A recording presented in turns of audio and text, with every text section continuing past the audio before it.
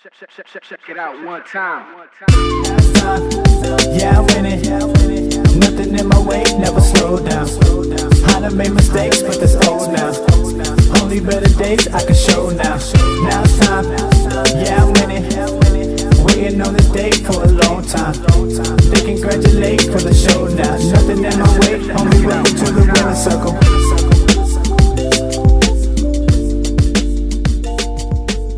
Jump right on in. And again, welcome to the Winner's Circle. Your host, Dr. Yolanda Gamble. I have two powerful women that are with me on today. We have quite a lineup for those of you who have been. Now, we have just wonderful, powerful, professional guests, and as we're focusing on mental health in the Black community. This is a hot topic, and we're going to just relax and ask you to relax and really, really focus in on what we have to share with you. There are many people who are dealing with some very heavy issues in the area of mental disorders. So we want to bring you and enlighten you, bring you knowledge, enlighten you, and give you everything that we most possibly can to help you through the current crisis that you may be facing. Now, I'm going to introduce my guest in just a moment, but I would just like to share with you personally and just get this on out of the way of some of the experiences that I have had in dealing with mental health in the Black community and then abroad and even internationally. As a global leader who have interacted with the public on many different platforms, I have experienced people with mental disorders. I have members of my family who are dealing with mental illness. And some of you may have that as well. You may have family members who are dealing with mental illness. I've pastored 7 churches in my tenure, and with such a broad audience, I have had to deal with parishioners with mental challenges. Oh, yes. Oh, yes.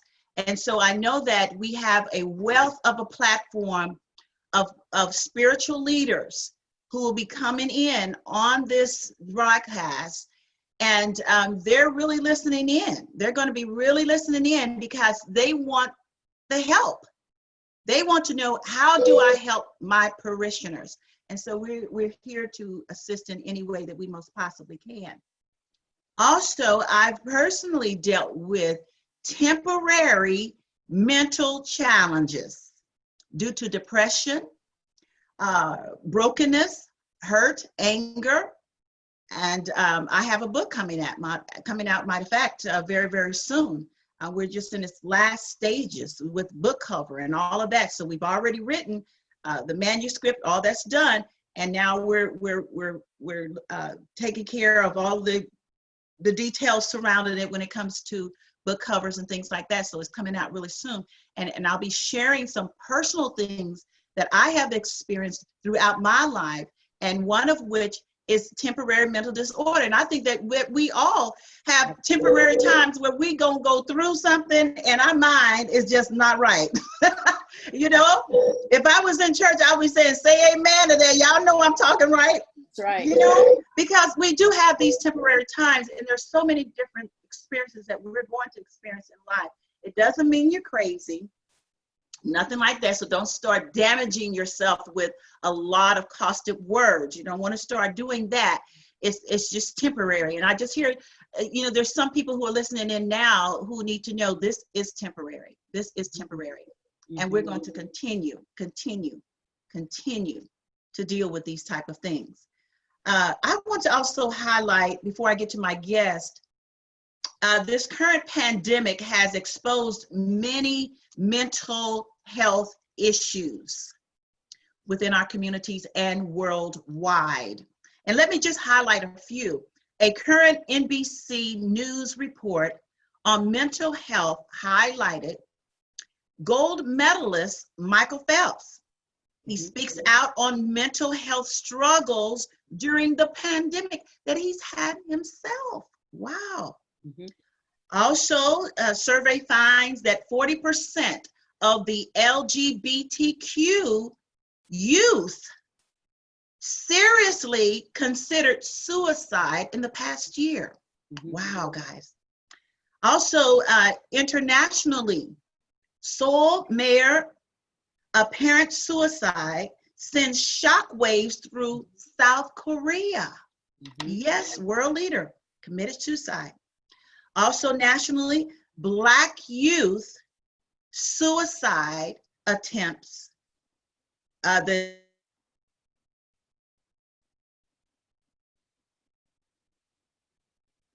attempt rate is increasing. Youth suicide attempt rate is increasing at alarming rate. Wow. So we're dealing with quite a few things in our world, in our country, all of these things centered around mental health. Now, I want to share this before I get to my guests as well. The subject of mental health cannot be brushed under the rug any longer. It cannot be brushed under. It can no longer be ignored. It can no longer be demonized. We have to deal with these things. And within our Black community, a lot of times we have labeled and labeled. Let me just check this thing. All right, I got someone who's saying they want to be coming in. This is our special guest. Let me see. You see who that is? Yes. Yeah, this is a surprise guest who said, I want to be let in.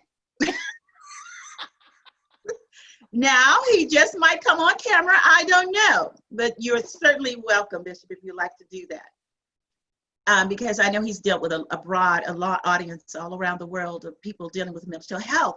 And so I want to say this again. I want to reiterate, we can no longer brush it up under the carpet. We can no longer ignore the subject, and we can no longer demonize it any longer. We must deal with these subjects.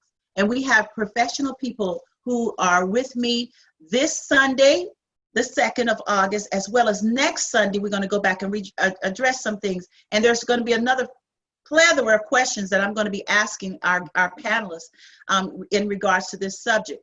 And so I want you to, I'm just going to give a little highlight as I introduce my guest. We have Dominique Hardy. Hi, Dominique. So happy that you're with us. Thank you so very much. She has a heart for justice in both the areas of mental health and race relations. One of her deepest desires is to see people overcome the most daunting obstacles to engaging in positive mental health because of her own lived experiences. Now, see, this is, I like that part of it when I was reading your bio, is because this woman can relate, okay? And I know so many of us, I'll say of us, who have had mental issues at some point in our life. We think that we're the only ones, but listen to this. She's had lived experiences. She is committed to creating mental health forms. Praise God for that, all right? In 2017, Dominique graduated with her master's degree in public administration from North Carolina Central University. Isn't that wonderful? There, she successfully completed a meta-analysis on defending why mental health education should be a required part of academic curriculums across the United States. Wow, I agree. It should be a part of our curriculum, Dominique. That is so wonderful. And this is a push. You're really pushing this now. You're really, campaigning this. So that's awesome. Currently, she works for the Absalom Jones Episcopal Center for Racial Healing, where they facilitate conversations about race and racial healing across the country. Wow. I'm impressed. I really am. We have some powerful guests here. Also, we have Ms. Carmen White-Yanak. Oh, my dear friend, since forever. She's one of my best friends. I'm very proud to say that. She really, really is. I've known this girl for a long, long time, and she's known me for many, many years. We're just not going to tell how long. You don't need to It would tell off on our age. We're good. Yes, she is a leader and facilitator in the diversity, inclusion, and equity field across diverse, multicultural, and multi-ethnic ecosystems. Wow. Carmen possesses an ability to create an environment whereby her audience can participate in frank and often difficult discussions of uncomfortable subject matters. Oh, I'm so happy to have you, because this is a difficult subject matter and we're dealing with it, and we're going to deal with it. We're just going to be right in the face of it. This remarkable skill is seen as she weaves humor with practical wisdom and encourage empathy within these complex conversations across many types of community and business arenas. She has been retained by the Mental Health Association, Oklahoma, for comprehensive work with both a weekly support group on trauma and racial injustice, and for specific training on organizational culture and types of power, with a focus on awareness, wow, tools and practical applications in the workplace. I mean, this girl is very, very experienced. And as you can see, she's called upon, highly called upon within her community there in Oklahoma.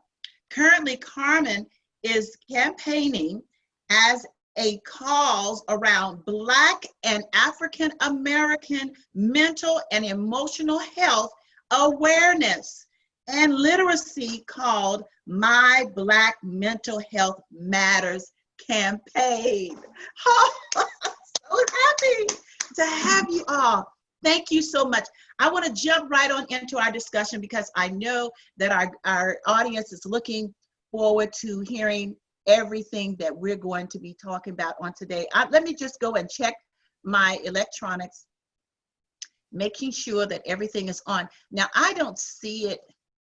I hope my Facebook is doing what it's supposed to do. Okay, I had to reset it. It is doing what it is supposed to do. Thank you so much for your patience, everyone who is listening in. Even our surprise special guest here who is in with us. Thank you so much. Now, ladies, let's get into some questions. Some of these questions would be what our audience would want to ask you, okay? And I'll chime in as I can. And because I'm not professing to be a professional when it comes to mental health, but I know something about mental health, right? These are the professionals, and we're going to hear from them. Now, the subject of mental health is so broad. We all know that, right? How do you define mental health? I just want to ask Dominique and Carmen, how would you define mental health? Because it is a broad culture there. Dominique, what do you have to say on that? Yes. Good evening, everyone. It's a pleasure to be here, Dr. Gamble, and I esteem your ministry and your work and what you are doing within our communities and in the country. I would define mental health in a very simplistic way, although the topic of mental health is quite complex. I would define mental health simply as, I would say, the state and the processes of the mind and the brain that translates to your quality of life. The state and processes of the mind and the brain that translates to your quality of life. And I also differentiate it between mind and brain, because to me they are different. I would say that the mind is the spirit of the brain, and that the brain is the actual physical component in your head. And so the point is that the two of those together and the processes that attribute to both of those being is translates to the quality of your life. And that's how I would define mental health in a pretty simplistic way, although it is very complex. So you're saying, again, the mind is more the spiritual parameter or arena of what's going on, but then the brain is the physical. Okay, So what we need to try to do is kind of correlate those two Yes. and bring those two together. And I'm so glad you said that, because that's revelation for a lot of people, because they think in terms of, well, if my mind's going something crazy, then something's wrong with my brain, right? So there's a spiritual and a natural, dealings that we have there. Very good. Exactly. And Dr. Gamble, I would also say, in conclusion to this question, that you hit the nail on the head. I think that synergy between the spiritual mind and the natural brain is what I would consider positive mental health. And if either one of those are not in balance, as far as the brain, the chemicals, all of that, and then the mind, the actual choice that we have about casting down thoughts or cultivating or reinforcing thoughts, if those are not synergistic, the mind and the brain, a simple way to think of it is the mind and the brain being synergistic equals positive mental health. Wow, that's really something. Can I interject something? I was in a deliverance service that I was invited to do, and we were talking about something similar to that, where the Lord had given me a revelation where so many things can come to the mind. And a lot of times they think, because that came to my mind, it must be in me. I must be sinful. I must be corrupt. And so I would have the audience say this: it may come to my mind, but it's not in me. So therefore I have the power to cast that away. Woo, girl, that right there it's gonna work. But wait till we get to this powerful woman right who is getting ready to answer the same question, because it's so broad. It's so broad here. But how do you define mental health? And what I would, Dominique, brilliant. Yeah. Because that distinction between the mind and the brain is so critical, to have that understanding, as well as I would bring in the element of the emotions, because a lot of times we feel something, and just because we feel it does not necessarily mean that it has an anchor on the inside of us, right? We're not anchored in it, but it's something that we feel, or it's something that we think, and making that differentiation around mind, brain, and emotion is huge, because you can have things happening in your brain chemically. Okay. The chemistry in your brain is skewed, it's off a little bit, and you need some additional support and making and balancing those chemical levels, which can produce different types of symptoms, which can produce different types of behaviors and actions that we know are not typical. They are atypical. I am straying away from the word normal, because that can be misconstrued, but it's not typical of how we would behave. And so it's like a clue. And a lot of times when we say mental health, because it is so broad, we don't start talking about the things like insomnia.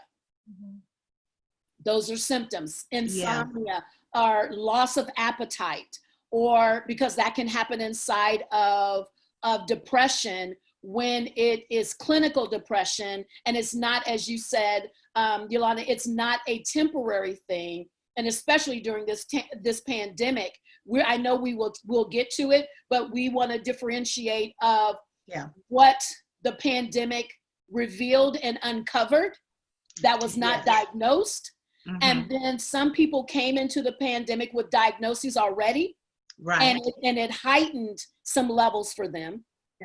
And then some folks, because of the pandemic and the systemic racism that we have, because it's different now, it's uniquely different because of this reason.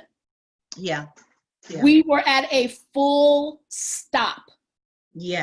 And because of the full stop, we didn't have the other things to entertain our brains, entertain our minds, and shift our thoughts so that we could say, oh yeah, well, I know that happened, but it happened in real time. We watched it in real time. And because of it, some people now, there are some things, anxiety, different things that are showing up as a result of. It doesn't mean that they've been diagnosed with that.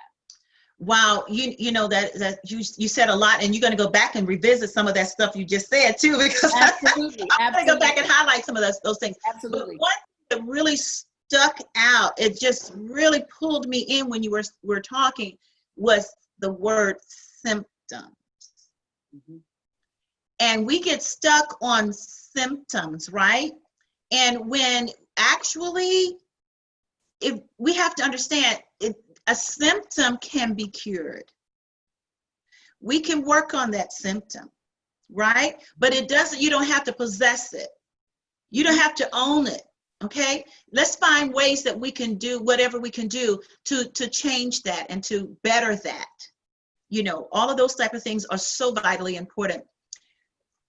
Listen, we have a lot to talk about here, and thank you so much, Carmen, because there's a lot there with that this pandemic has brought in to our environment that I really want to pull into a little bit on into our discussion.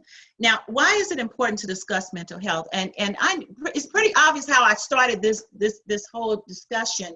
You know, when it came to my experience, and I'm telling personally what I've dealt with and times past as a temporary mental conflict, or whatever you want to call it, or challenge due to depression, hurt, anger, fear, worry about life, different things like that, having family members who have that. And so pretty much this question is pretty obvious, but I want to hear from the professionals. Why is it important to discuss mental health? And maybe why is it important to discuss it at this time? Carmen, what would you say about that?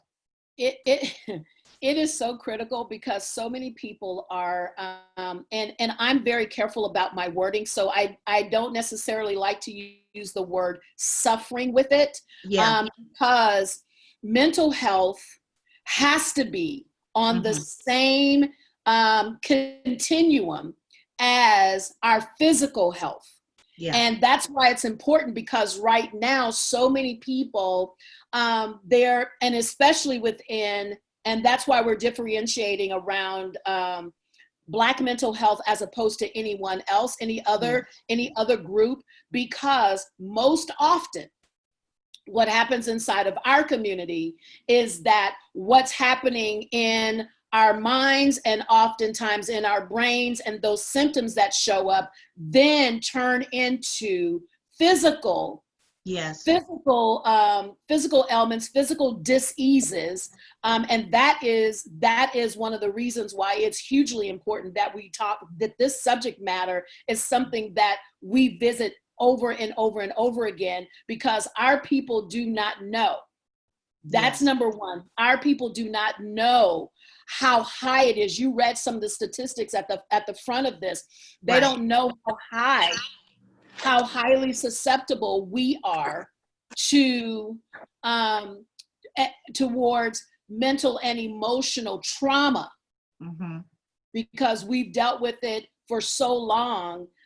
If we even going back to the shores of Africa and being brought here unwillingly. The trauma, so much trauma. It's the trauma that lives inside of the DNA that gets perpetuated over not only just years, but centuries now. We're talking about several hundred, 400 plus years. That's what we're talking about, and that's why it's hugely important.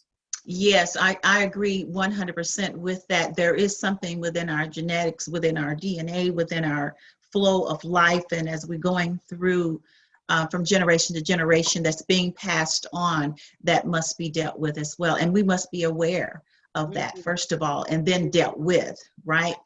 Dominique, same question for you. Why is it important to discuss mental health?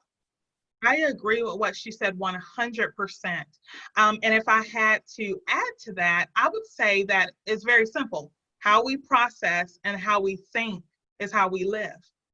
How we process and how we think determines the quality of our life. And the mistake that I used to make through my lived experience, and a lot of it concerning the mental health arena for my personal life, is, I would ignore the fact that the quality of my life, how I experience the abundance or not experience the abundance that Jesus died to give us, or for those who may not be, Christians or believers who are watching, is still tied to your peace. And so Yes. ultimately, how we process and think is how we live. To me, asking why mental health is as important, why it's relevant, is equivalent to asking why is it important to discuss physical health. Both determine the quality of life that we will have.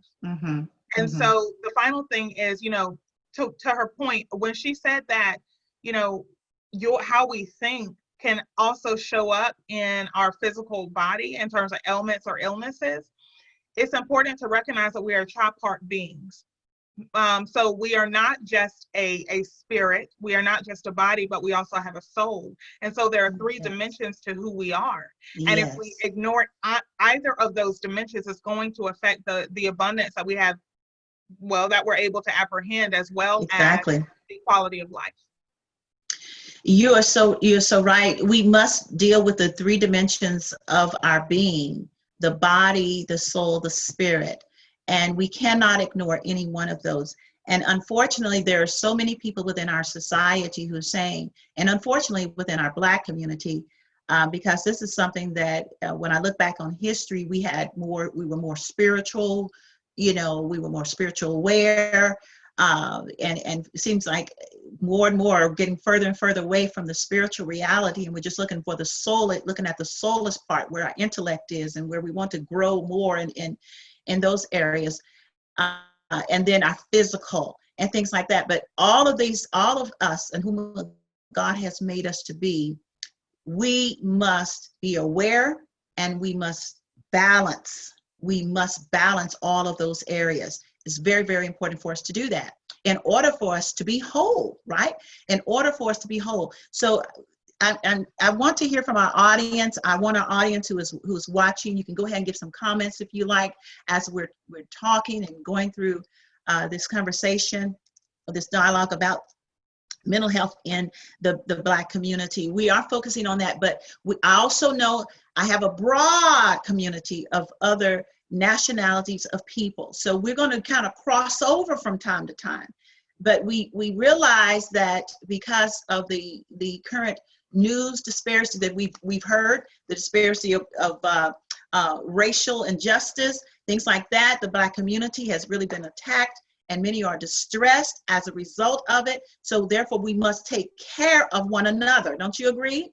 Yes. We must take care of one another. So in order to do that, it's just like, of course, I'm a mother. When I had two children, when one child seemed to be acting out and the other child is okay, I turn my attention to that child to ensure that that child is well taken care of and can get to that place of peace and rest once again and go on and just go on. But it's very important that now, as we're seeing all of the current news reports, death, police brutality, all sorts of different things, high rates of suicide among our young people, that we turn our attention to our Black community. We have to, not ignoring anyone else, any other culture, nature, people, but we must focus, all right, on the healing of our Black people and African Americans. So I do appreciate this. Now, we know that we're seeing this current climate is distress. And I want to talk about, and I think that Carmen, you highlighted, you used the word trauma. So we're seeing in the current climate, as it relates to mental illness, trauma. What have been your experiences? Do you have any experiences, Carmen, when it comes to trauma? Have you even encountered people who are very traumatic right now?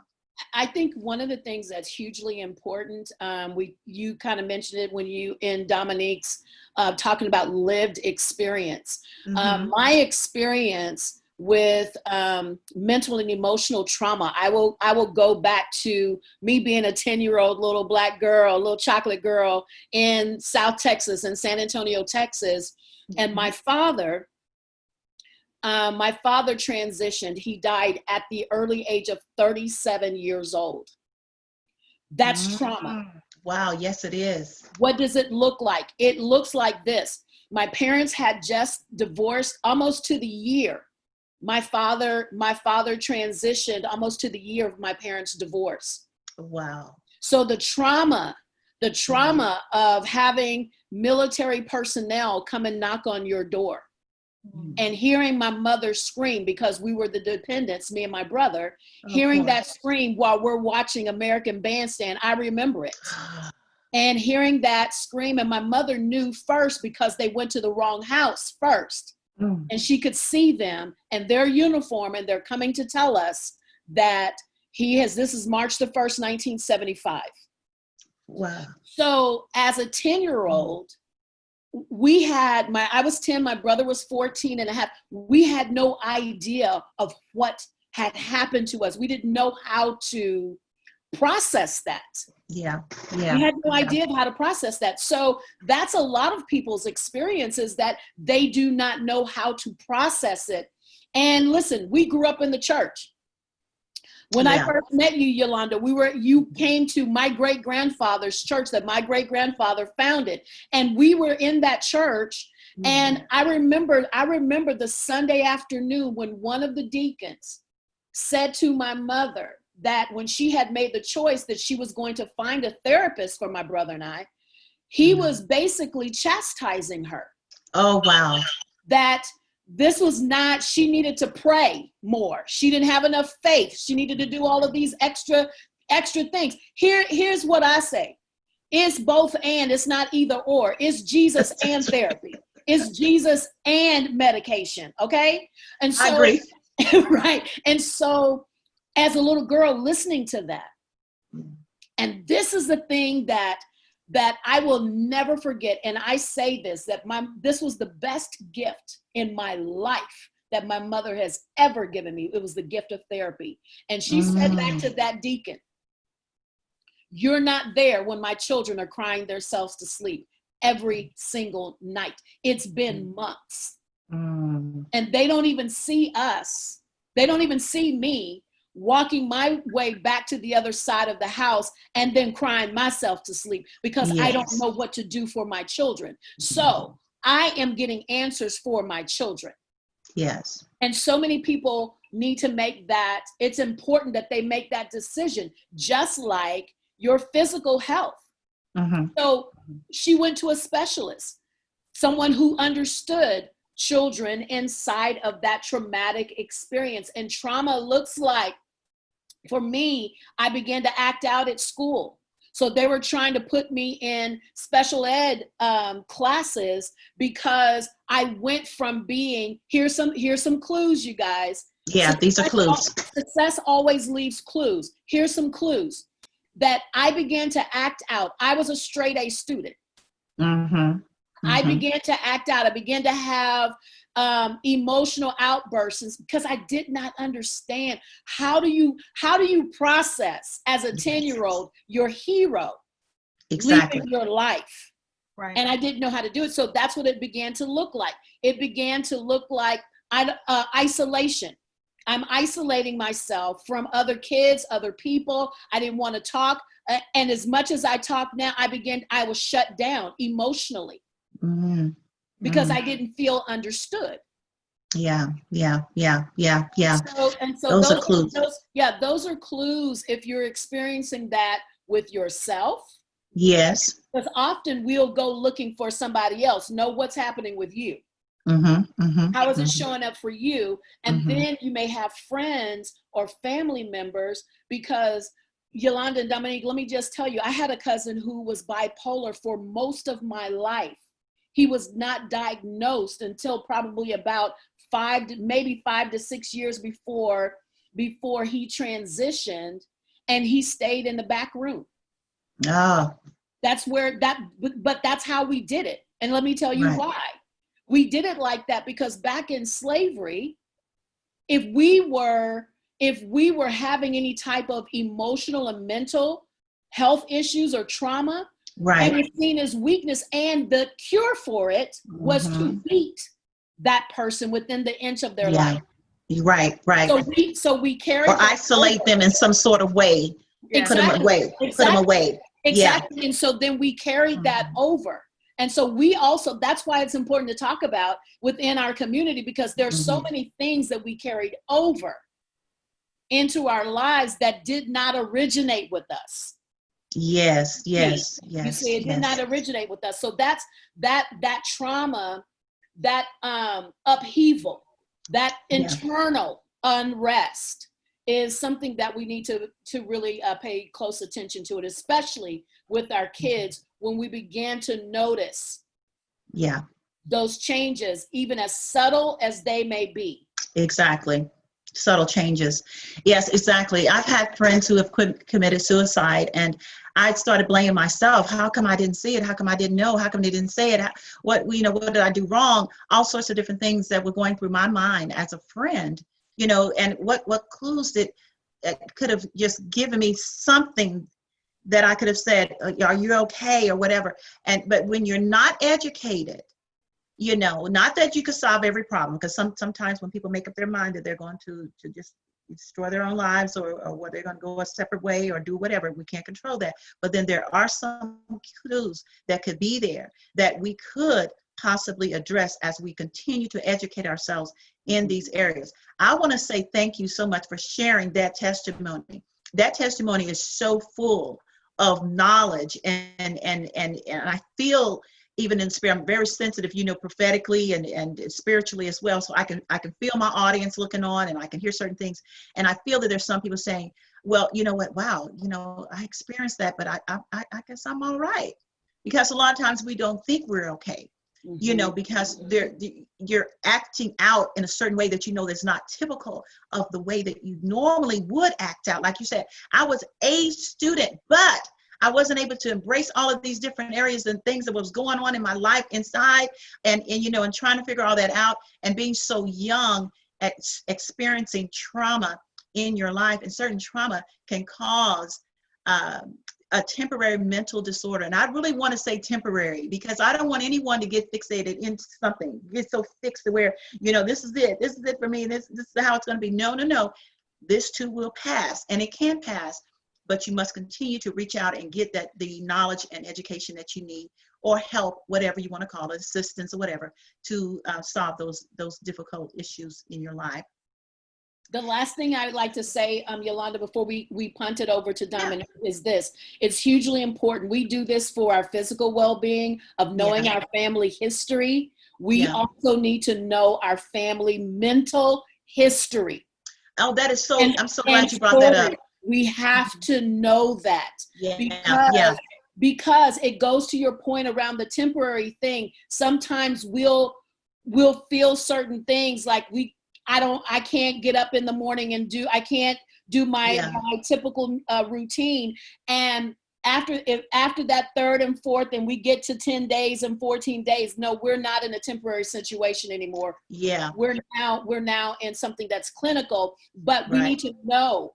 And I didn't know it until later. But when I saw it, as speaking to your point about being aware and educated, once I was educated on mental and emotional trauma and the health, and what healthy meant, what healthy a mental state of well-being is, and a healthy emotional state of well-being is, I could distinguish and say, oh, that's what was happening with my grandmother when I was, that's what was happening with. Some reference points. Yes. And it helped me. Yes. And it really, really can help. And certainly it does help when you have those reference points. I know mental illnesses on my dad's side was right there on my dad's side. There was several, not to want to say several, but I know a couple of aunties that had nervous breakdown. Something happened in their life. We just kind of pushed it aside and said, oh, she just disturbed, or, we called it everything. Right. Now I feel so bad but I was so young, they called it everything. She just disturbed, she just a little nervous condition, or what, antsy. We called it all kinds of things. So Dominique, now, we know that you're very well of the climate, because you're out in the community, you're dealing with people constantly, you're dealing even with the racial injustice that's been going on, and you're on platforms, and you're having these weekly discussions and all of this. And so what's coming out of those discussions? Is there some traumatic things happening within your community? Where are you at now? Arkansas, is it? Where were you? I'm in Atlanta. Atlanta. I'm sorry, that was Charity. She's going to be on the next time. Okay, in Atlanta, Georgia, where there's it's the hot spot for the COVID-19. What are you experiencing there? Yes. So I just really appreciate Ms. Carmen for what she shared, because it leads me into this. You know, that it was a devastating loss, from my understanding, from what she just explained about her father. But what I want to say, I want to speak right now to the people who have minimized their trauma because it wasn't a big loss. And they have discredited and minimized their trauma because it could have been worse. Or they have pushed it and suppressed it or repressed it, and therefore they're oppressed because it isn't as big as what she shared. And that's not to discredit what she shared. But what my point is that most of us, if you've lived more than 6 months, at some point, even with me being a millennial, that most people at some point in their life will experience a big loss. I want to speak to the people who are experiencing small losses, and they have moments now where they're some people stuck in a perpetual state of grief, but they haven't perceived it as such. And so let me give some examples, because it's not just trauma. There's also secondary trauma, tertiary trauma, and the list goes on and on. So I'll give an example. Although this may be considered a big situation, and then I'll give some smaller ones. So my mother too put us in counseling when I was a child due to her experiencing a domestic violence situation. And for a long time, I would not speak on that because it wasn't me who was getting beaten. But guess what? I saw it. Now that is what we call secondary trauma. Yes. So I want to now go to things that we might minimize and just say, oh, well, I'll get over it. But yet and still it lives in from a cellular level, it affects our relationship with God. Because of that happening, now we don't trust the Father because what we saw with our father. And it's so funny how childhood issues can show up in our adult lives. And a lot of times we do not perceive, I did not perceive that the childhood issues were showing up in my adult life. And I was minimizing my story and what I recall and what I remember, number one, because somebody might have said to me, and I feel this prophetically for some people who are watching, whether you have experienced rape or other types of trauma, somebody may have said to you, you didn't experience that. They have dismissed your pain. And because they dismissed your pain, you have taken on this bondage, because some people try to impose their own fear upon you because they haven't resolved issues within themselves about what happened to them. Then they try to put a muzzle and silence you. And so we're talking about now how childhood issues can show up in your adult life. So let me give some examples that may not seem big, but they still need to be addressed. Watching someone being shot and killed, or something like and you say, well, that's actually big. But when you really think about it, every day if you watch the news, you're going to see that. And you might not think it's big because it's not you, but you're watching it and you don't perceive how it's damaging your soul. And so watching something happen to someone else, or listening to someone repeat over and over again in detail what happened to them. All of these are types of trauma that we don't perceive and we dismiss because it didn't happen to me, or it was small. So I'll give you another example. A lot of people don't think about it within different professions. People experience daily trauma. Regardless of what side you're on, we're not going to get into the politics of it. Imagine how police officers experience daily trauma. Even the trauma of things that never happened, but they were in a fight or flight response of what could happen when they approach somebody in their car for being stopped because of a ticket, or whatever the case may be. Okay, so police officers, criminal defense lawyers, people who go to crime scenes to investigate and see the bodies, the person who has to cover. We don't think about all of these levels of trauma that people endure, and instead of us acknowledging, okay, as a criminal offense attorney, I saw this. I saw this dead body, but it wasn't me who died. And so that's how we dismiss it. So I don't have a right. I don't have a right to be traumatized by this. And so I just want to speak to the person who, you are experiencing rejection in your adult life, but that rejection really came because your boyfriend broke up with you in second grade. These are real things that people deal with. Yes, you're right. And we don't acknowledge these things as trauma. And so I had to go. So there are so many other things, but in the essence of time, I digress. But I will finally say, you know, it's really important that we learn how to guard our heart and be honest about what our triggers are, and not minimize your trigger because it's not somebody else's trigger. Okay, well, you can watch these 24 hours a day. That's nice for you. But as far as Dominique is concerned, I won't be engaging in that because I know my triggers and I understand how my heart is set up. And so if I am constantly watching, okay, well, coronavirus killed 1 million more people, and this is happening, it will destroy me. How do I know that? Because I've been in a place of severe depression, clinical depression, and more before. Yeah. And so those are some of the things that I just wanted to point out in regards to what Ms. Carmen said. It was very great. So acknowledge the big traumas, but my point is, don't dismiss the everyday small occurrences that chip away and build up at you, that you think because it doesn't affect somebody else in this way, therefore it's not worthy to be addressed. Yes, because it is getting into the psyche.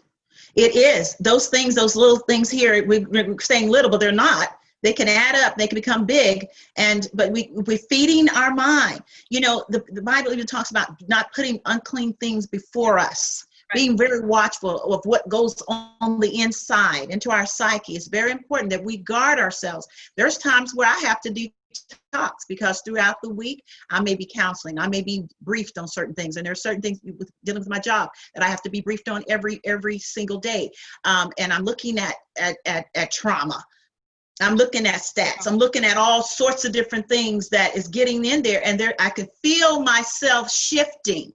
And when I feel myself getting to the edge, we don't know what we call it. I'm not professional, but it's getting to the edge. I'm just like, okay, that's it. I'm pulling away, and I'm going to tuck away and do the things that I know that will keep me in a good, healthy mental balance, because I don't mind being there for friends and partners and supporting different ones who depend upon me as a spiritual leader, as an intercessor, one who prays, and to be there, compassionate as a philanthropist, or however. In fact, I'm nationally and international throughout the entire week. I'm dealing like that. And so there's times where you do have to pull away, but you watch those sullen things that can easily come in, as Dominique is saying. Very, very, very important. Now, both of you also highlighted counseling, and I want to bring that forward because, wow, it's okay to get counseling. When I was pastoring there in Maryland for 14 years, one thing that I did, because I saw so much mental illness within our community, and I was dealing upon many different platforms to be a community advocate, I consulted on my own a professional agency that would come alongside of my ministry and assist me beyond the spiritual. You see what I'm saying? In the impartation of the gospel. But also we needed some natural things to be dealt with. Like Carmen said, it could be clinical. I'm trying to get that word out. And whatever it may be, but to get that with that psychiatrist, talk with that psychiatrist so they can diagnose the person properly, right? And that was just as much being a supportive pastor, gifted and anointed, a community leader, than anything.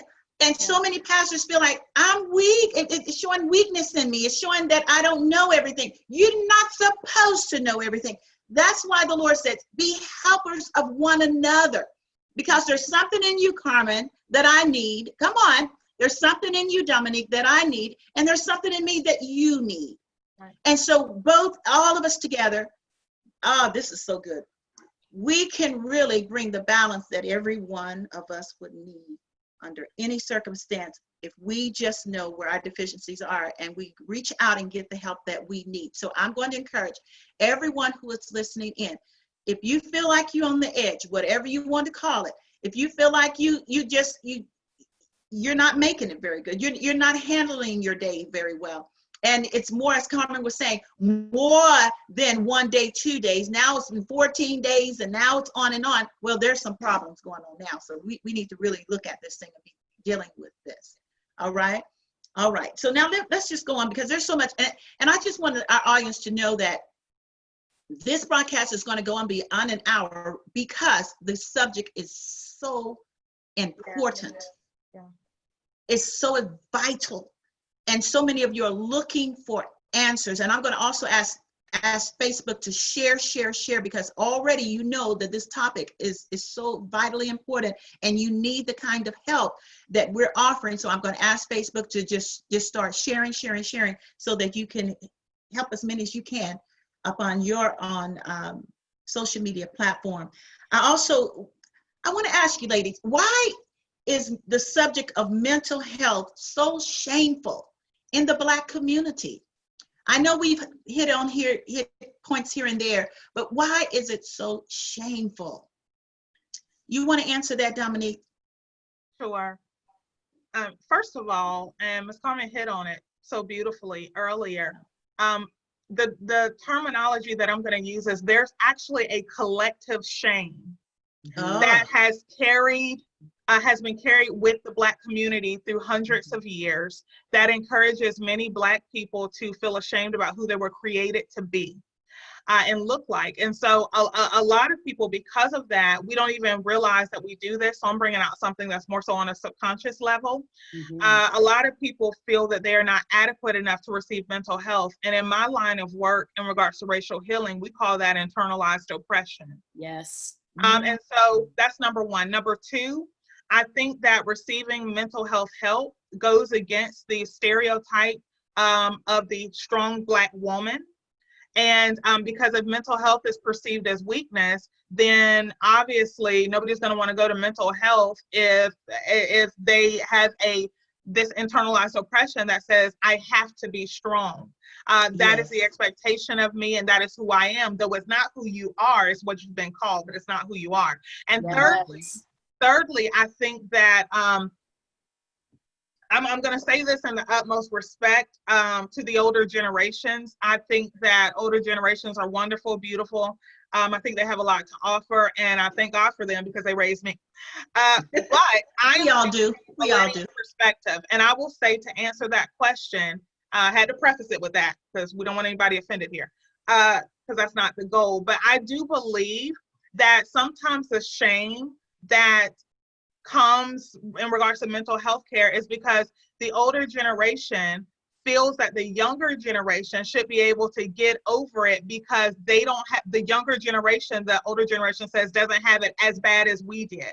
And if we could get over it, says the older generation, without mental health care, we were, I'm just quoting some stuff that I've heard. I was alive during civil rights times, not me, but I'm pretending like I'm them. I was alive during civil rights times. And you mean to tell me that you're traumatized over somebody verbally abusing you? Because they don't say that like that.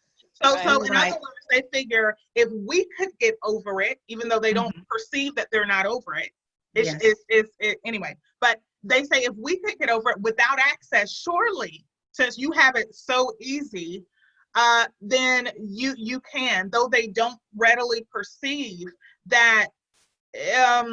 It depends on who's gauging it, whether who has it easier. And it's not about who's had it worse and easier, first of all. Trauma is trauma is trauma. And everybody has different capacities and gauge points. But anyway, I feel like those are some of the reasons why a lot of people don't reach out to mental health, because of stereotypes, collective shame, and because we feel that if people in slavery got over it and they ain't have mental health, surely not being, even though the new Jim Crow is another conversation, but surely without me being lynched or beaten, people still are, but surely I can get over it if they got over it. And so it comes from that strong historical tie. You're exactly right, because that was really ingrained in my DNA when I was married in a very troubled marriage, that I hid what was really happening on the stage. Yes. Yeah. Everything looked wonderful. Everybody was like, wow, they have a beautiful marriage, model marriage. But when I get home, it was horrible. It was hell on earth. I'm telling you. And but I have a history of strong Black women in my family. And my great grandmother, she stayed with her husband, you know, even though he cheated, had other women and different things, you know. And but she stayed in there with him, you know, and she worked it out. Well, I almost got killed in the marriage because I was trying to be that strong Black woman, and mentally I was totally off. I So good. This is so good.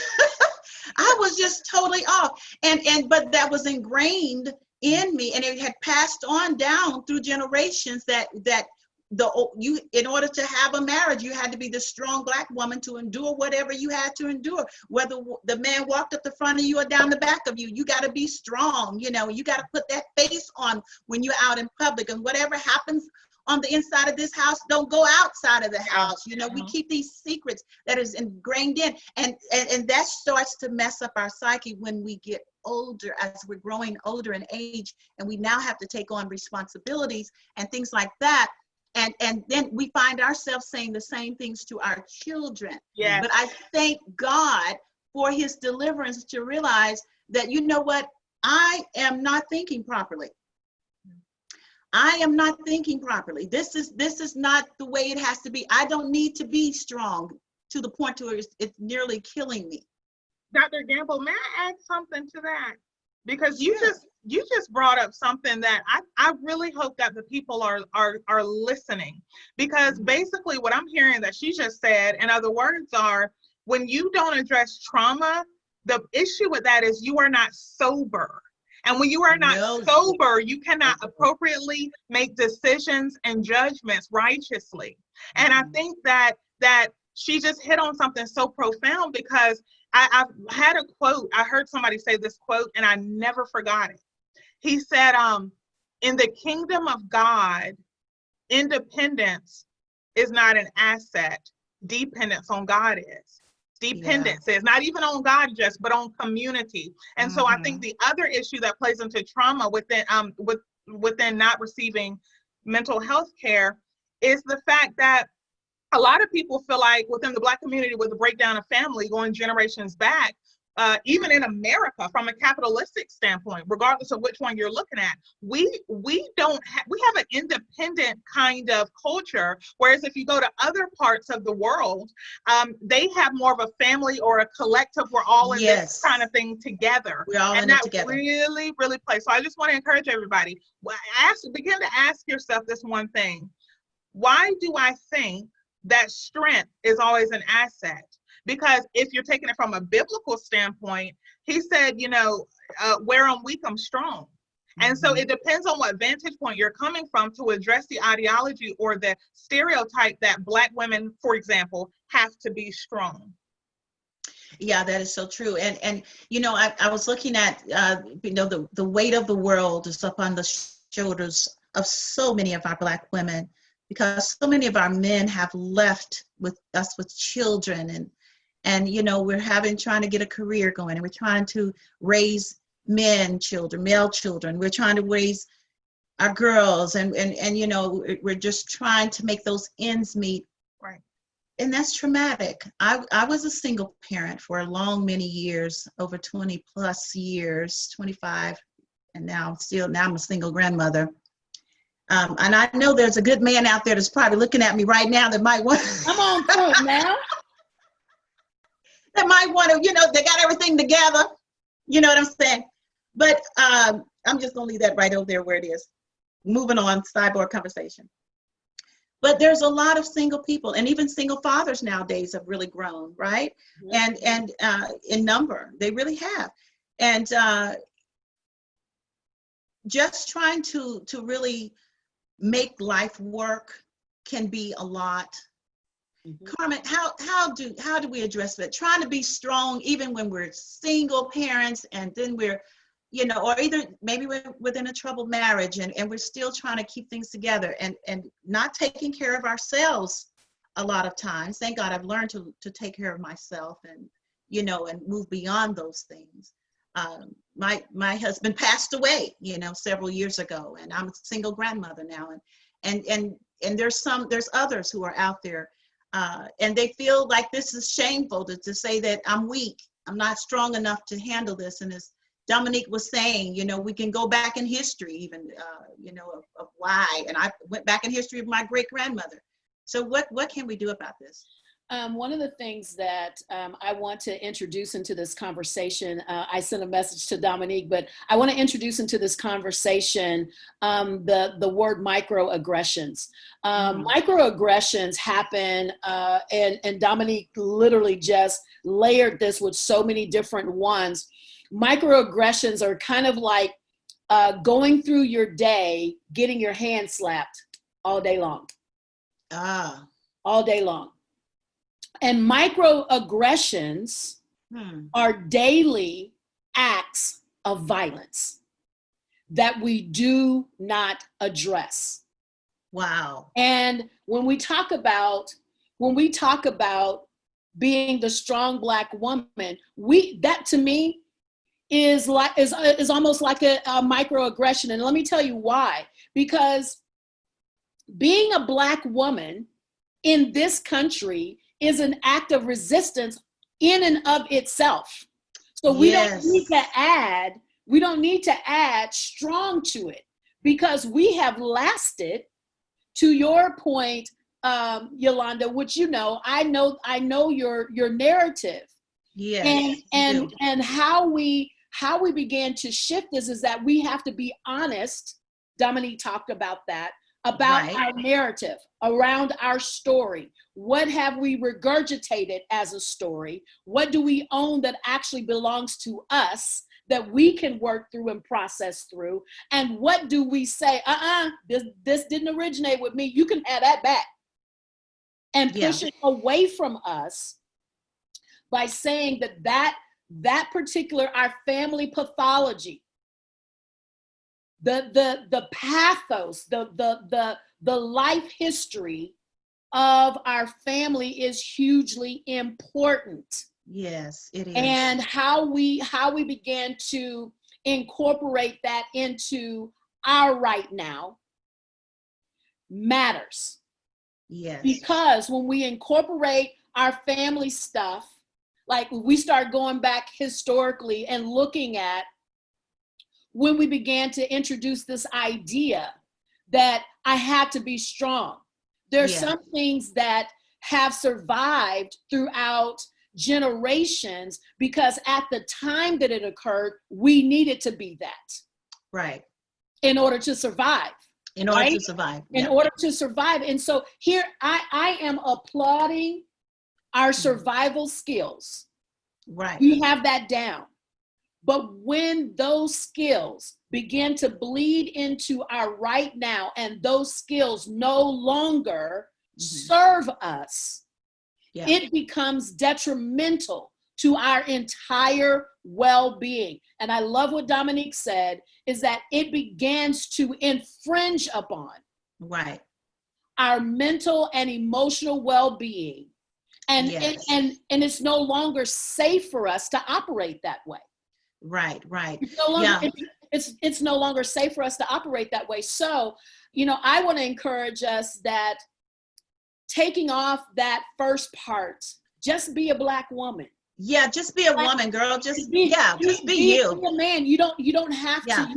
Adding that I'm strong. I mean, my family, Yolanda, you know this, my family is going through a very tough time right now. Right. And on Wednesday, I'm burying one of my first cousins. And so one of my cousins said, I just have to be strong. I said, says who? Because I'm telling you today, I am not okay. Exactly. And being okay to say, I am not okay. I will be. I will be. I know that for truth. Yeah. But right now in this moment, I am not okay. And that does not make me weak. In fact, it makes me strong to stand in the fullness of, I may be feeling deficit today. That doesn't mean I'm going to feel that always, but in this moment of the right now, I'm not okay.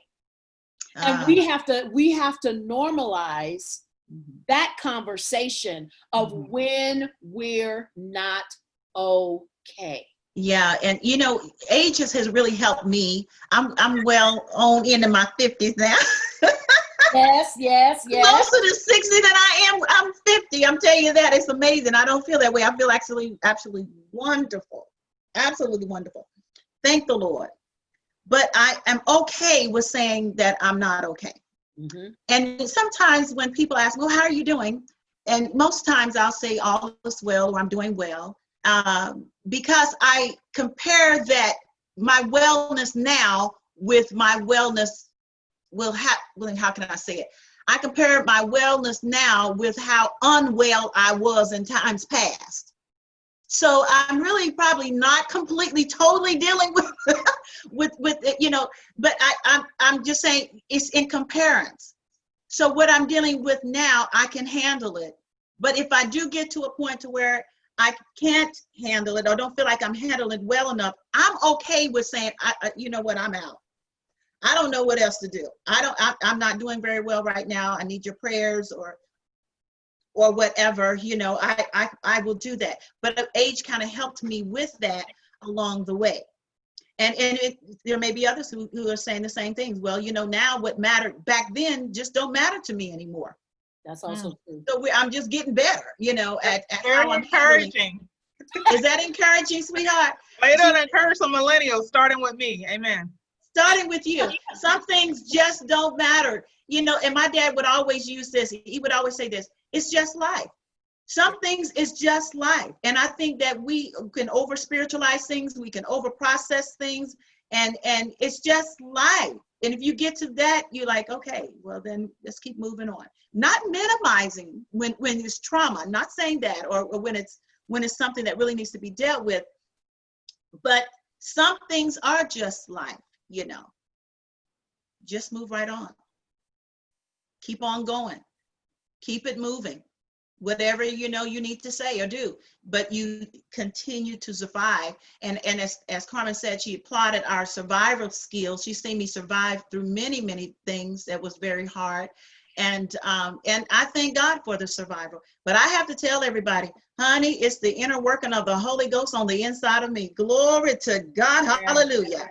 Because I'm telling you, there's times where I've had to kick back on the Holy Spirit and say, Holy Spirit, you know what? I need you to help me with this one. I really need you to give me the wisdom of God. How do I handle this? Touch me. Be the comforter, as the word of God says. Be a comforter to my soul. Strengthen me, Lord, where I'm weak. Make me strong. And then, what I found the Lord would do? He would lead me to people like you, Dominique, Carmen, hey, talk to Carmen, talk to this friend, or however. And that would be the comfort of the Holy Spirit. Because I've gotten information that I needed that I didn't have to handle the situation. So we need one another. Amen. We need it. I'm saying amen like a preacher now. We need one another. That's who you are. That's that Pentecostal that came up. It's gonna rise up. It no matter. It does not matter. You can't talk about the Holy Ghost without the Pentecostal coming up. Yeah. It can't. But I want to say this too, Yolanda, because you mentioned that there are other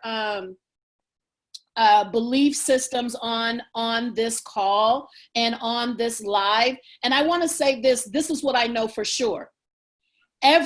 From Buddhist to Catholic to agnostic to every system, Judaism, all of those on my platform. All of those belief systems have some form of community interwoven into that belief system.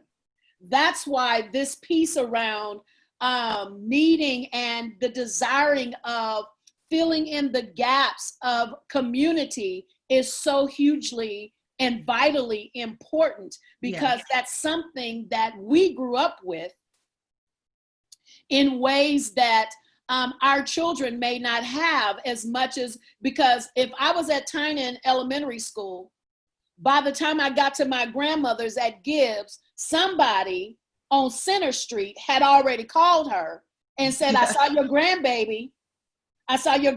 She just walked past here. Was she supposed to come down this way? Right. I know she don't always, and then I would try, like, how does she know that by the time I get to the house? But she already knew, but that was community. Yeah. That was community. And so the embracing of, you may not have community like this, but this is what I say, find your tribe. Because I promise you, other people are looking for you too. And being able to band together to find that place, because that community like that also helps to breed that peaceful nature that you need and that you desire, because there are people inside of that tribe who will speak to you just like we've done for one another. You called me yesterday just to check in on me. Just to check on you. I didn't want to talk about me. I didn't want to talk about nothing else we're getting ready to do. And just how's coming. Because I want to make sure you're good. You're part of, I'm a part of the tribe. And I appreciated that so much, and I needed it. And I just love, it wasn't something that I was looking for, but it showed up, to your point. She showed up in my space to say, nope, I didn't call you for that. I called to check on my girl. Because that's always the greeting. How's my girl? How's my girl? And so that's it. I love that. And I think that that's something that we can continue to build as we talk about mental health. How do we support our communities with mental, and I just like to call it even just Black healing, period. Yeah. Oh, wow. That's good. Yeah. Black healing. This is not one of the questions that I would have asked you, prepared you for, I should say. But I'm looking at social media. Do you see that? I want to talk about barriers, because this is a little bit woven within some of the conversation that I want to have with you when it comes to barriers that sometimes the Black community can deal with, of why we don't deal with even post-traumatic stress disorders and different barriers, the reason why we don't do different things.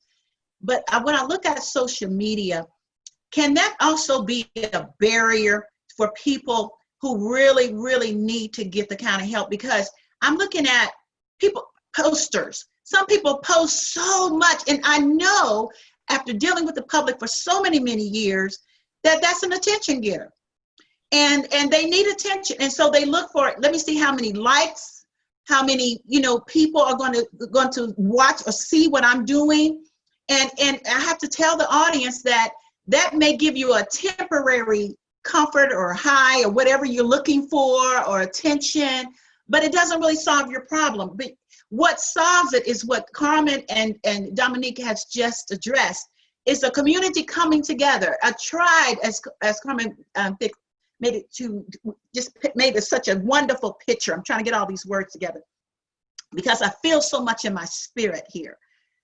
Just creating that tribe that you can touch, people you can touch, you can listen to, you can talk to.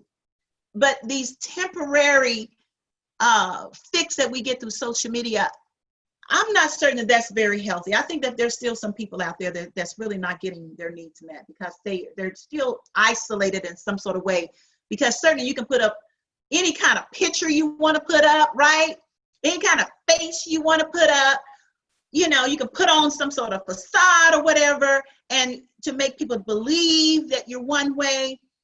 But it could be really traumatic or detrimental or not healthy for you, because you're not really dealing with real issues. So what could that be a really strong barrier? Do you all want to discuss that, Dominique or Carmen? Yeah. Oh, yes. That is a big one. And I'll tell you that the two major dangers that I see about social media is two things, and it directly addresses what you all just stated. Number one, social media can oftentimes be used as a false sense of community when relationships are key for mental health. And because we have named people as our Facebook friends, right? And then when you look at the component about how you really can't do positive mental health or stay in that place without community, the two are in direct opposition to each other. And I'm not demonizing social media. It has its strong attributes and its assets. But I think that social media becomes problematic when it's used as an anesthetic to, or anesthesia, if you will, to anesthetize the pain. And I think that the other danger of social media is that it gives the illusion that you can avoid the process and not deal with things that you need to deal with. Because when I see a picture on social media of someone smiling, from the other end looking at it, it gives the illusion that that's all that there is to that person. And a lot of people who may not perceive otherwise may start to think, well, what's wrong with me? Or they might start to think, why does it always seem like everything is a process for me?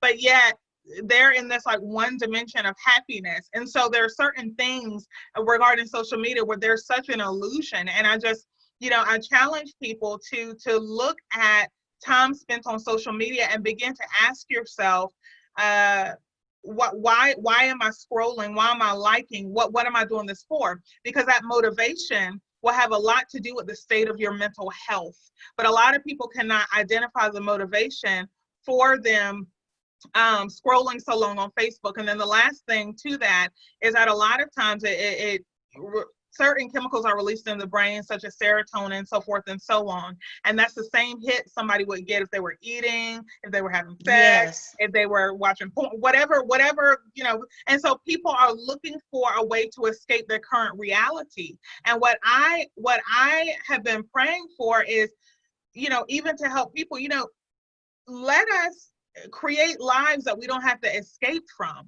And I'm not suggesting that social media can't be used. It has a lot of positive. It's used to spread the gospel. It's used to connect with community. If you follow up beyond a like, it has a lot of positive benefits. And then the last thing, it's like I could hear as you were talking, Dr. Gamble, I could hear people saying, but I don't have community.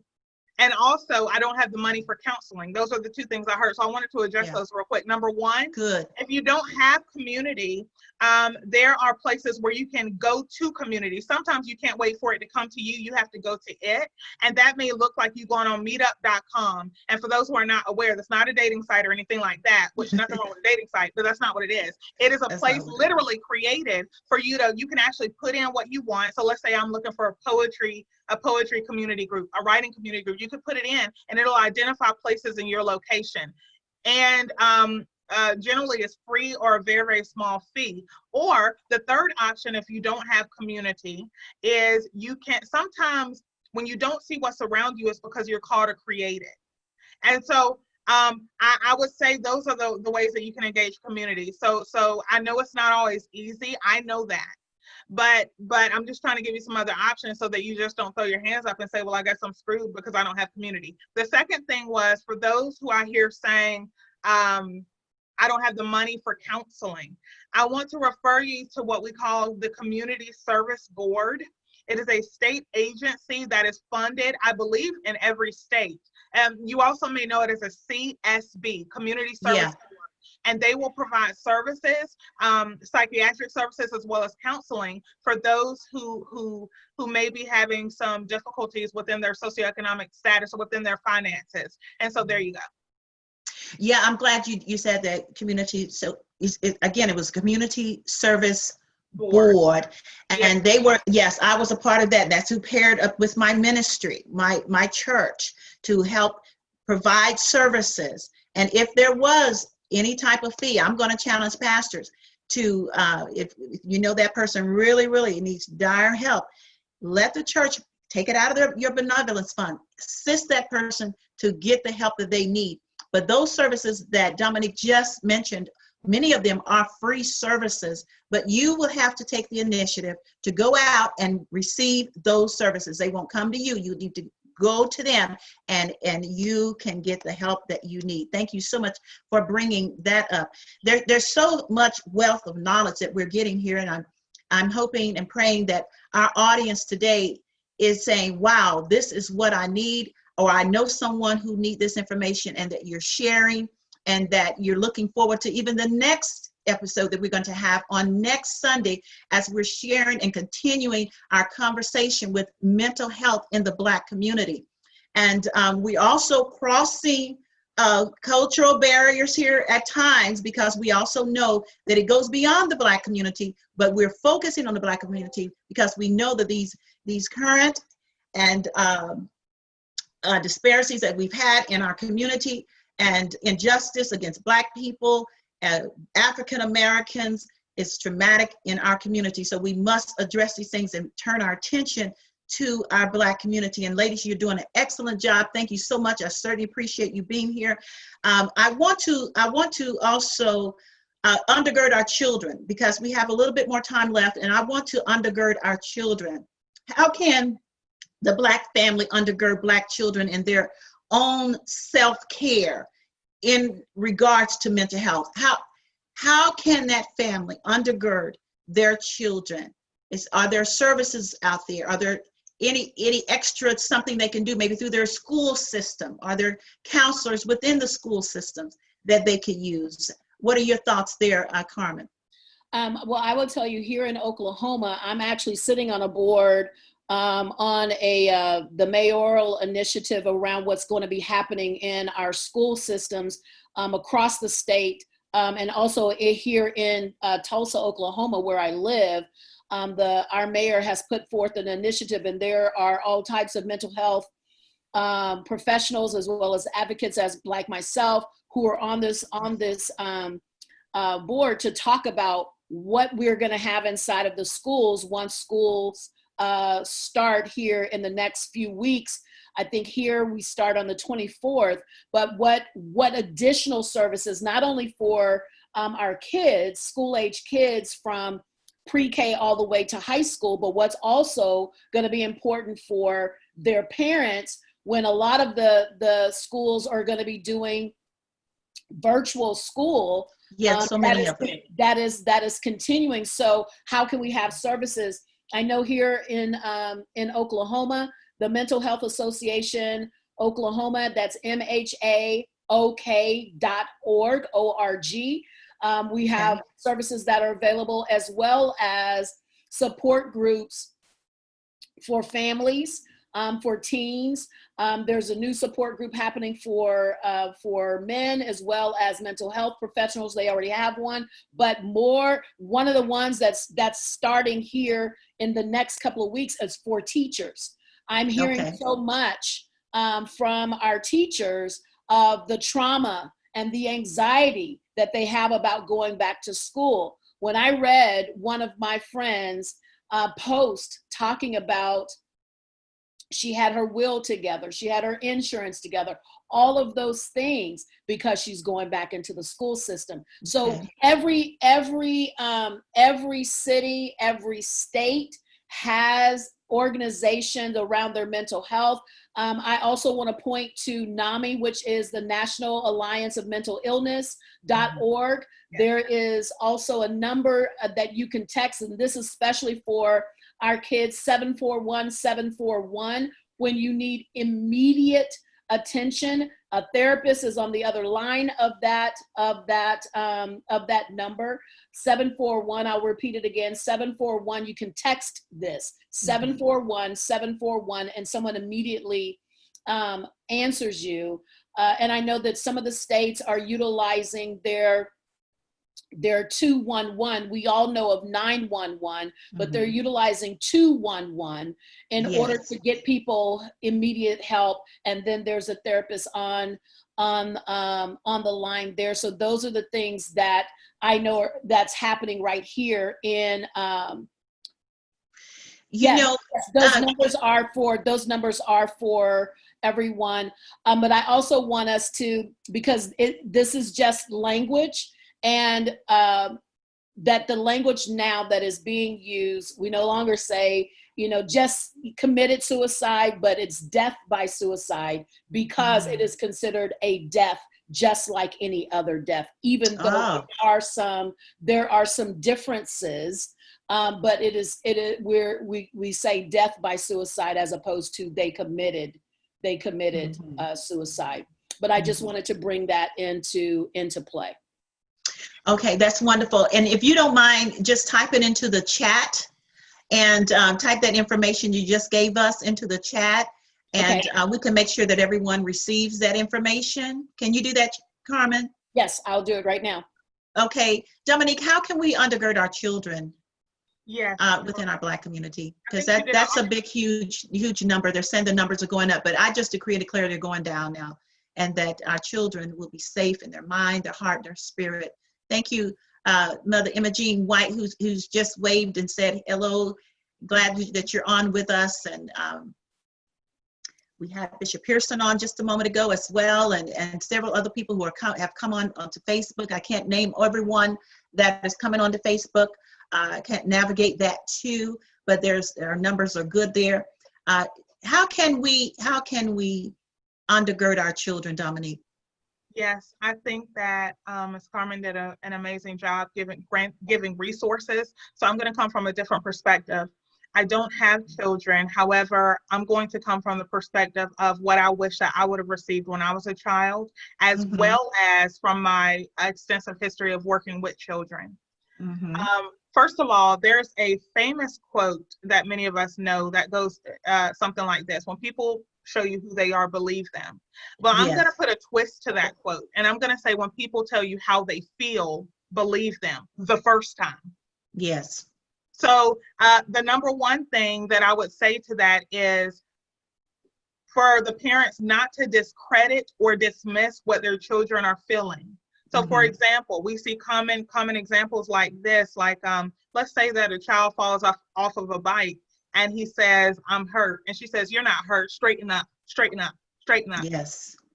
These are how we teach our children at an early age to undermine what they're feeling. Yes.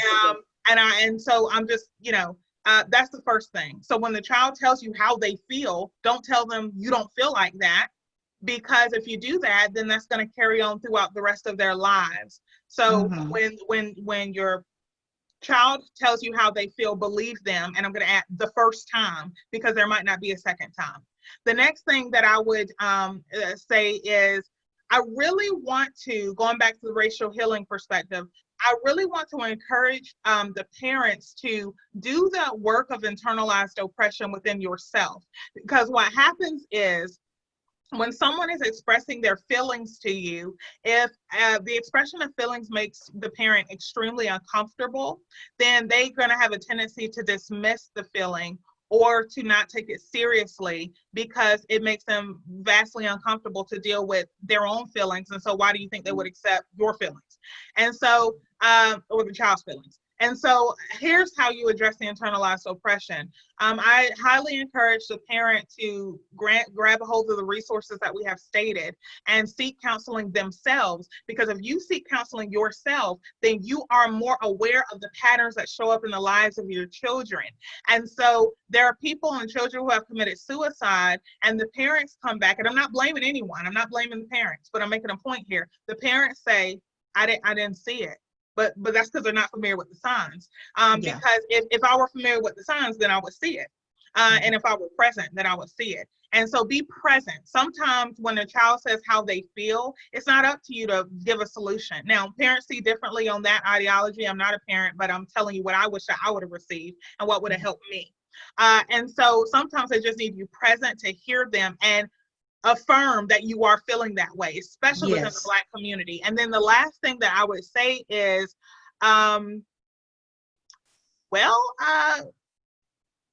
actually, I think that's pretty much it. So that's good. Open a conversation with your children. We'll just say that. Yes. Don't wait all the time for the child to come to you. What you can do, and what would have really helped me, I'm very self-reflective to know this at this point, was if the parent would have, or the adult figure, whether you're a parent or a mentor or whatever, if you engage the child in their world instead of expecting them to engage your world. So if, for example, if you always go to church and you just think that that's the answer for everything, and that's, I'm a Christian and all that, and I was every time the church doors open, here go I. So however, the point that I'm trying to make is, it's different for you to open up a conversation in your world. And so in other words, you drag them to church so they don't want to come. and then you expect them to open up in that place. But what we all know is that a person is more comfortable when they are home. So and I don't mean geographically, I'm talking about when when you're in your home, let's talk about literally, you're in a space where you're more comfortable, you're not on defense. Why are you not in defense? I have patterned out this place and I know where I am. Yeah. So what I'm trying to say to you is, if your child likes to play video games, doesn't matter if you don't like to play them. Engage yourself, because you will find that they're more vulnerable in that place to open up. So this is not the time for you to be saying, why do you like this or whatever? Engage them in their world. So whatever their world is, if she likes to play basketball, if he likes to cook or whatever, not what you want them to like, what they like, then you'll find that they're more open and they're not defensive. Engage them in their world and open up the conversation from that angle, instead of getting upset because they don't open up to you when you're in your space. So good. Wow. So good. So much treasure there. So many things you said that are just gold nuggets, really, for parents to help and assist their children, and to be even more aware as to when there's those little cues that, as Carmen mentioned earlier in another conversation within this dialogue. But number one, believe your children. That's number one. Believe if they say they feel something, believe them. Don't put it aside.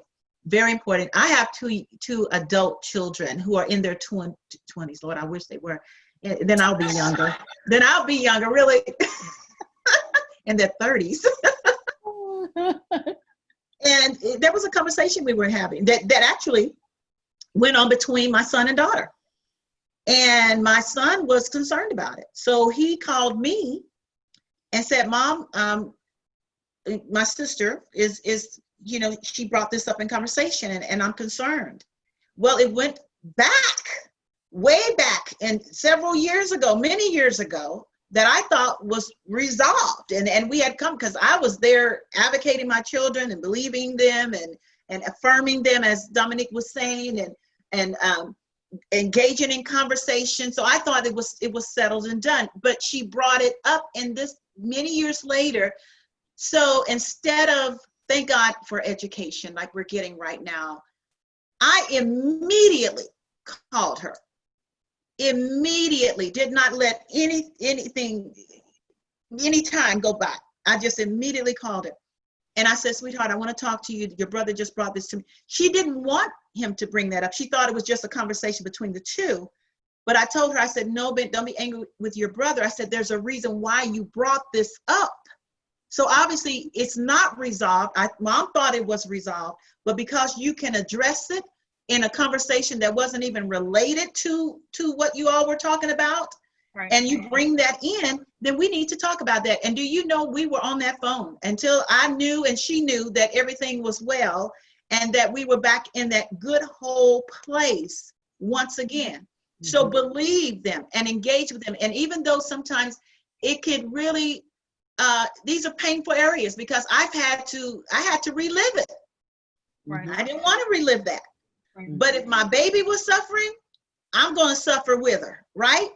That's it. For me, I'll be okay. But I want to make sure my child is where she needs to be mentally, so she can move on in her life and in relationships, and she can be whole. So I'm encouraging parents, as a mother, as a parent, engage your children.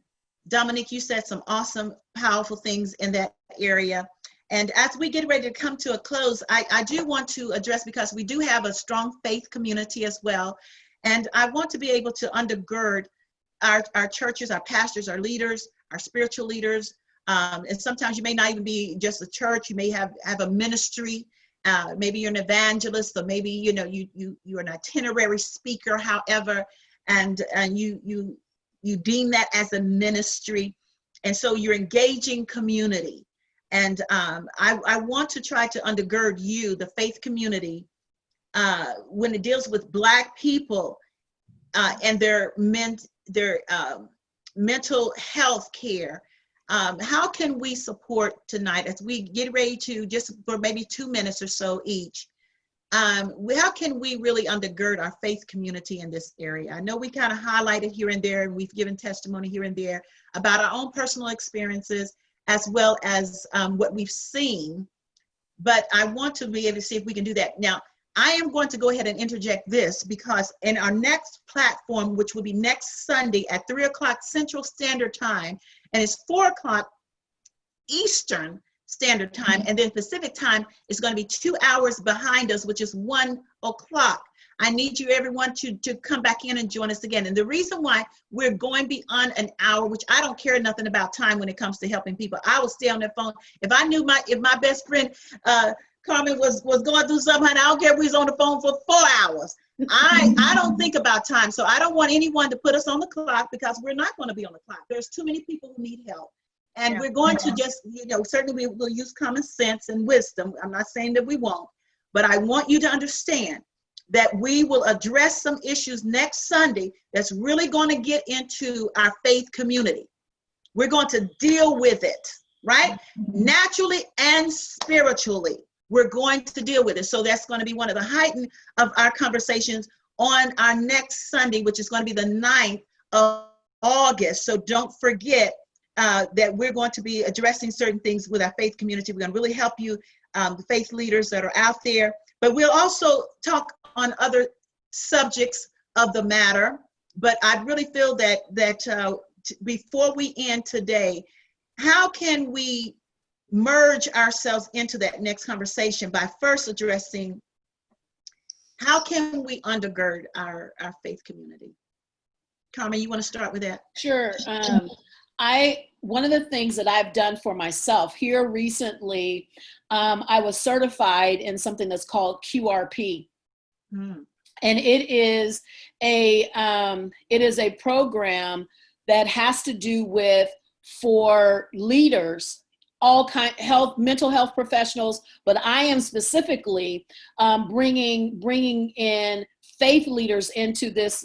I wanted to be certified first, but this is to give you the signs, especially around suicide. What signs to look for. What conversations to have, and like Dominique so eloquently talked about, having conversations with with kids and getting inside of their world. It does require that, and so this certification. What I love, Dr. Yolanda and Dominique, is it's 1 hour.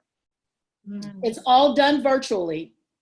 And they take you through the process, and then you get all of the materials. We're doing it here in Tulsa, but across Oklahoma, and we have people who are trained to do it. And I wanted to be trained so that later I can do train the trainer. That's literally what we were doing, so that I can train other people. But it's that's one of the things that we can do in bringing information, because here's the other thing. We have to seek this information out as leaders, because you don't know what you don't know. Right. That's right. And it is not helpful to your congregation, to your members, to move inside of a headspace as if you do know, because that's detrimental for people who need help in that moment. For you to just go on your gut feeling, and you're not professionally trained. So it's hugely important to initiate that. Every state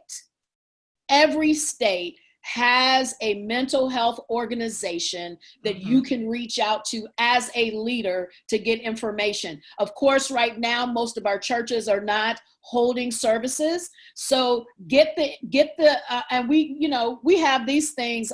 You're going to see that we're my watch party, but we have these things now that you can Google and find out what's in your area. Where are the resources? What are some of the free services that you can help to provide those numbers, like some of the numbers and some of the organizations, how to get in contact with them. Every mental health association across the state has a very specific assistance to support inside of that organization, to mental health assistance program, who can support individuals, families, etc. I have used it.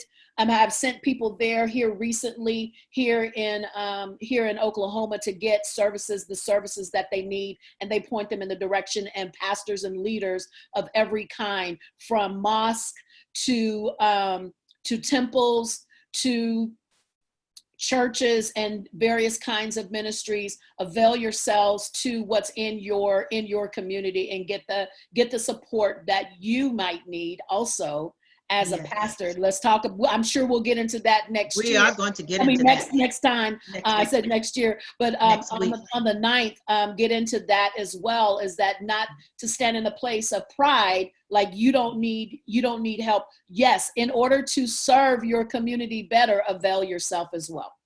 That is so true. Thank you so much for sharing that. And Dominique, you want to add some input there? Yeah. I approve that message.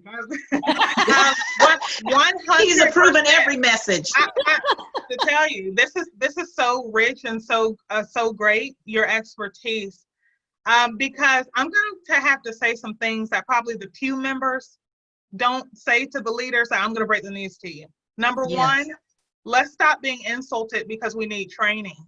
Training doesn't mean that you're not spiritual. And it's amazing to me how we expect doctors to be trained and all this other stuff, but yet we get personally insulted when somebody says, like she just said, get trained. And so it's arrogant to feel like that, because I got the Holy Ghost, don't need nobody else, that we don't need training. And the Bible, and if you need biblical supplementation, I recall the book of Hebrews says, train your senses by reason of use. And the point is that even though it was referring to your spiritual senses, the point is that God is not against training. That's my point. That's number one. So let's not stop acting like that our gifts are insulted because you need training. You need training. Even if you want to operate accurately in the prophetic and all that stuff, it doesn't minimize your gift. That's number one. Number two, I would say, please, for crying out loud, please quit telling people to pray more, or implying that they're not spiritual because they're having issues in their mind. That practical issues demand practical solutions. And for those of you who I can already hear is going to say, well, everything's spiritual. We are 3 parts. We're body, soul, and spirit, and all of it has to be addressed. And if all of it is not addressed, we're not going to have healthy congregations, period. I mean, we all know people who are saved, but they are mean. Or they are saved, but are they saved? But, the mall is open, but nobody's shopping, if you know what I'm saying. I mean, these are real concerns, and I'm not insulting anybody. I have had clinical diagnoses. I'm not telling you something for somebody I don't know. I'm telling you that, let's just quit saying pray more. That gets on my nerves. Yes, it gets on my nerves too. I'm going to go right there with you. And matter of fact, that's in my book. Yeah, that's in my book too. Pray more, fast more. But I'm going to give you how my mother helped me beyond the pray more, fast more, read the Bible more thing, because it's just going to really bless many of you as we come. When I was some of the, I'm sorry, were you saying? No, please go. Yes, no, go. When I was in one of the darkest moments of my life, I feel like this will bless somebody. And I was struggling with severe clinical depression and other things. Somebody had the unmitigated gall to imply that I wasn't praying a lot. And I said something to them that I think is going to resonate with many of you. I said, if truth be told, I'm probably praying more than you because I'm clearly more desperate. And so let's not assume, I'm not trying to be rude, but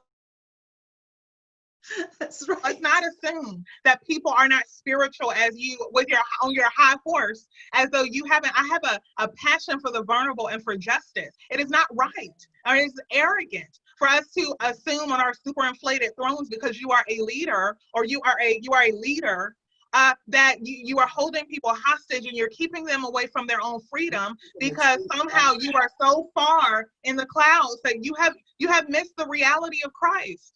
The reality of Christ is that he sat with the people. And so the third thing that I would say is,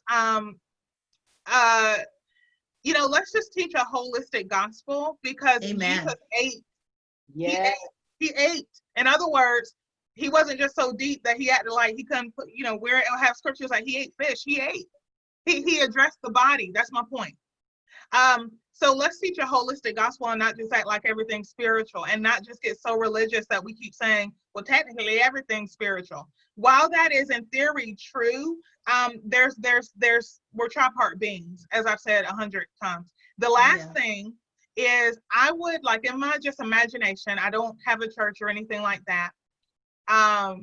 But in my imagination, if I did have a church and or some type of facility, I would say I would really like to see churches provide counselors to come in and talk about mental health. And let's not be so afraid of giving up our pulpits that we so scared that somebody gonna take your members. How somebody take your members? They choose to walk out. But anyway, they choose to walk out. Anyway, we're getting on track. I just encourage, let's just let some counselors come in. And I'm not talking about counselors, those who have been trained by the Spirit. I'm talking about clinical, educated counselors. Come in and talk about mental health on some of your Sundays. And it really is for a lot of people, it's really about, do you really care about the people? Or is this about worshiping you? And then the next thing is, I would even see in my mind's eye, churches who train the elders, or the elders are trained by some type of a counselor, so that when the people come to the elders, or whoever the people come to within your church, hopefully it's not just you, the leader, but that the elders are equipped, because you require them in their eldership to go through counseling themselves, number one, because a lot of times the members stack up on them and they're not trash cans, so they are called to help the people. The point is that I would see two things in my imagination. Three things. Number one, counselors come in to talk to the church, like on a regular Sunday. Don't try to do it on a Wednesday, because nobody ain't gonna be there. Do it on a Sunday. Come on. Number two, because the people who need the help, they might be coming on a Sunday. Matter of fact, just surprise them and do it on Easter. For the people who only come on Easter, Number two, train the elders, and don't train them yourself. Get a counselor to train them. And please understand the legalities of that. I'm not suggesting that anybody needs to get in trouble with the law because they're not a counselor, but you understand my point. Number three, I would see the elders, or whoever your elders are, and whatever term you use in your denomination, for them to be receiving counseling themselves once a month, for it to be required, so that they're not breaking down as the people are coming to them. And then lastly, that the elders are trained to help the people. And so that's what I would see for how a church could do it. I tried to give stuff, practical stuff in terms of what I would just envision. Exactly. And as you all can see, that Dominique certainly is an advocate to put a curriculum in place in the schools as well. Now, and you can see even in the churches as well, so that the pastors, leaders, spiritual leaders, community leaders, faith-based leaders could be supported and helped. And there's material, there's information that we're going to continue to give. I'm going to ask these ladies to bring even more solutions to you next Sunday as we address the faith community, and then again looking at Black health, mental health in the Black community. It's so vital that we do that. And I just want to encourage the pastors that there is a difference between pastoral counseling and professional clinical counseling. Completely different. Because you're called as a pastor and you have the Holy Spirit and you're anointed and appointed, and you have an assignment, doesn't make you a professional when it comes to clinical things that's going on in people's bodies, minds, souls. And we know that the spirit man can certainly be helped too through the gospel, but we must pair these things, we must merge these things, and there just must be a synergy between all of this. And so I really appreciate the fact for training, and we do need more training. That's what we're trying to do to bring this on the platform. Now, what's so unique about this Sunday is that we've had this platform on a Sunday, right? We presented this on Sunday.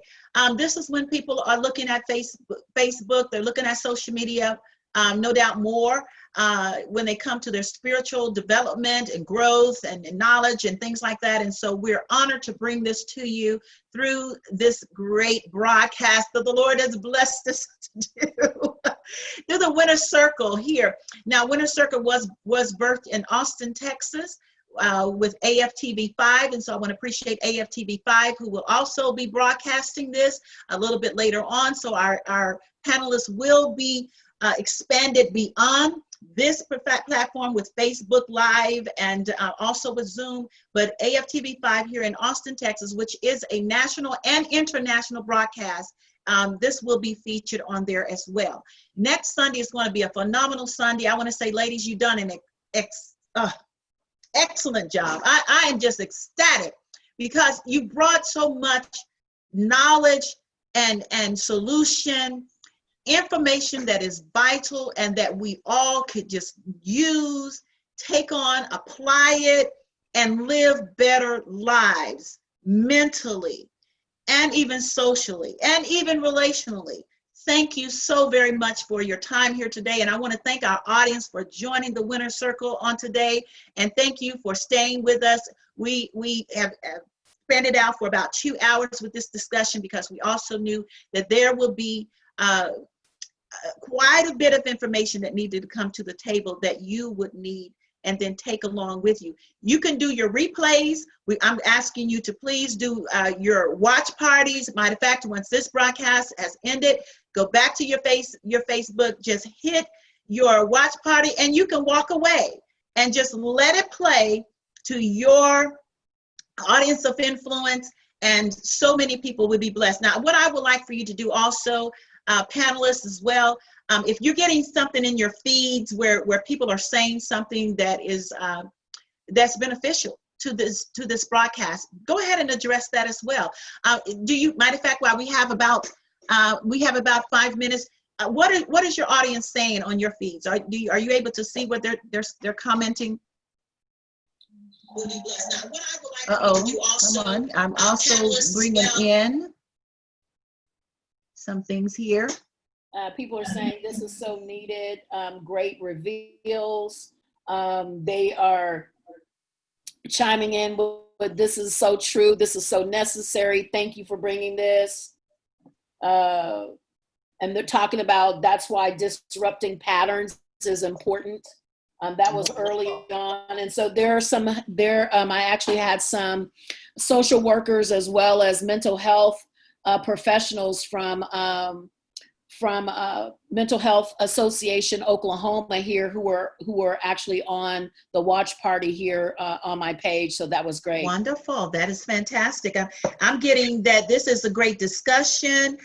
These are some very powerful international community leaders saying this is very necessary. We have people from London who are watching in. We've got people from the Bahamas who are watching in. This is so amazing. So many people are saying, I really needed this. This is good information. Are you getting anything, Dominique, you want to highlight? Not that I can see on my end. Okay. So we're just saying thank you so much, audience. Thank you for bringing in. Of course, sometimes with the watch parties, there could be delays when it comes to getting and receiving the information or what you're putting in the comments, I should say. But we know that you're there, and we say thank you so much for joining us on this platform. Thank you again, ladies. We certainly appreciate it. Looking forward to a wonderful time. Another high. My Lord, I tell you so much, I don't even have the words. It's a high time. It's an educational time. It's an empowering time. My God, it's a time of encouragement to strengthen, to help both naturally as well as spiritually. We're looking forward to a great, great time on next Sunday. So thank you so much for joining us. Looking forward to another time with you again. Of course, our platform will consist of more panelists on next Sunday. Matter of fact, Carmen and Dominique will be coming back along with other panelists who will be on the platform next Sunday. Thank you for joining us once again. And may God bless you, and may He be with every one of you. Bye-bye. Real good, I feel brand new. I'm seeing brighter days, I got a handle. Every day I'm winning, might just do a dance too. The vibe in me done arrived, so the dance smooth. The winner circle, focus so the vision fertile. All my people with me, sky sky's the limit, don't be jumping hurdles. Everything is whole now, nothing in a semicircle. Hit me on that phone line, welcome to the winner circle, please. Last time, yeah, I'm winning. Nothing in my way, never slow down. I done made mistakes, but